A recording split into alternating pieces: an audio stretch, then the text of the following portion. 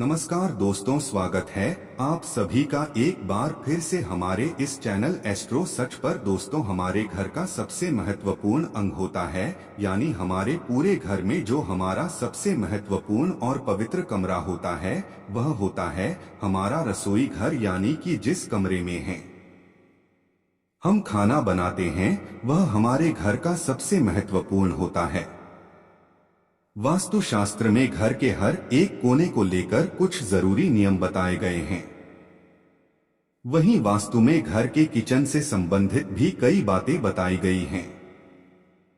अगर इन बातों का ध्यान न रखा जाए तो व्यक्ति की घर की बरकत चली जाती है, सुख शांति खो जाती है। कहते हैं कि किचन में किसी प्रकार का वास्तु दोष परिवार के सदस्यों के जीवन पर नकारात्मक प्रभाव डालता है। वास्तु में रोटी बनाने को लेकर कुछ नियम बताए गए हैं। परिवार के छोटे हो जाने से आजकल जिनका रोटियां बनाई जाने लगी हैं, हालांकि धन और सेहत के हिसाब से काफी हद तक सही भी है, लेकिन वास्तुशास्त्र में ऐसा करना गलत माना गया है। वास्तु जानकारों का कहना है कि रोटी संबंधित यह गलतियां करने से ग्रहों की स्थिति खराब होती है, घर की सुख शांति समृद्धि और परिवार के सदस्यों की सेहत खराब हो जाती है। ऐसे में इन वास्तु नियमों का ख्याल रखना बेहद जरूरी है। ऐसे में आज हम आपको कुछ ऐसी ही गलती के बारे में बताने जा रहे हैं जिसे रोटी बनाते समय भूल कर भी नहीं करना चाहिए, वरना अन्य की देवी अन्नपूर्णा नाराज हो जाती है, जिससे घर में दरिद्रता आने लगती है, घर की सुख शांति खो जाती है, घर में आर्थिक तंगी बढ़ने लगती है। तो दोस्तों, कौन सी है वो गलती जिसे हमें रोटी बनाते वक्त नहीं करना चाहिए, चलिए जानते हैं। लेकिन उससे पहले आप सभी से एक प्रार्थना है कि अगर आप इस चैनल पर पहली बार आए हैं और आपको ऐसी ही ज्ञानवर्धक वीडियो देखना पसंद है तो इस वीडियो को लाइक कर के चैनल को सब्सक्राइब कर लीजिएगा। दोस्तों, आमिर हो या गरीब के चयन तो हम सभी के घर में होता है, और रोटी भी हम सभी के घर में बनाई जाती है, जिसे हम चपाती के नाम से भी जानते हैं। लेकिन कुछ लोग जाने अनजाने में रोटी बनाते वक्त कुछ ऐसी गलती कर बैठते हैं जिससे उन्हें भारी नुकसान झेलना पड़ता है।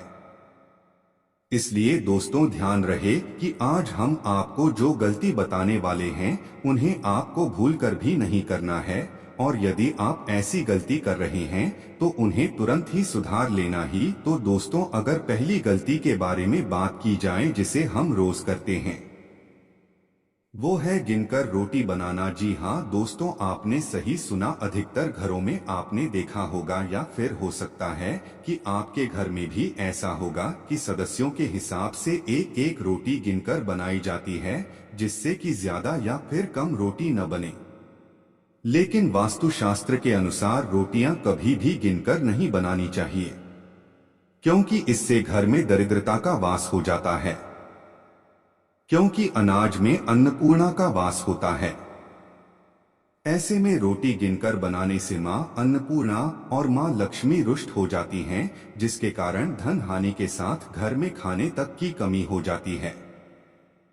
इसलिए वास्तुशास्त्र के अनुसार घर में जितने सदस्य हैं उनके हिसाब को लेकर हमेशा 4 से 5 रोटी ज्यादा बनानी चाहिए। इससे मां अन्नपूर्णा प्रसन्न रहती हैं और आर्थिक स्थिति सही हो जाती है। आप दूसरी जो गलती है जिसे हमें नहीं करना चाहिए वह है आटे को गूंथने के बाद फ्रिज में रख देना। जी हाँ दोस्तों, वास्तुशास्त्र में कहा गया है कि कभी भी आटे को गूंथने के बाद फ्रिज में नहीं रखना चाहिए, और न ही इस आटे को रोटी बनाने के लिए इस्तेमाल करना चाहिए। बासी आटे के प्रयोग से परिवार में क्लेश बढ़ता है। बासी रोटी का संबंध राहों से होता है, इसलिए बासी रोटी खाने से भी बचना चाहिए। आप यह रोटियां कुत्ते को दे सकते हैं। दोस्तों, आपने कई लोगों को देखा होगा कि वे रोटी बनाने के बाद चकले और बेलन को बिना साफ किए ऐसे ही रख देते हैं, लेकिन वास्तुशास्त्र के अनुसार अगर आप रोटी बनाने के बाद चकला और बेलन ऐसे ही छोड़ देते हैं तो आपको इसका अशुभ परिणाम झेलना पड़ सकता है। साथ ही इससे आपके घर में दरिद्रता भी आने लगेगी और ऐसा करने से माता लक्ष्मी रुष्ट होकर घर से चली जाती हैं।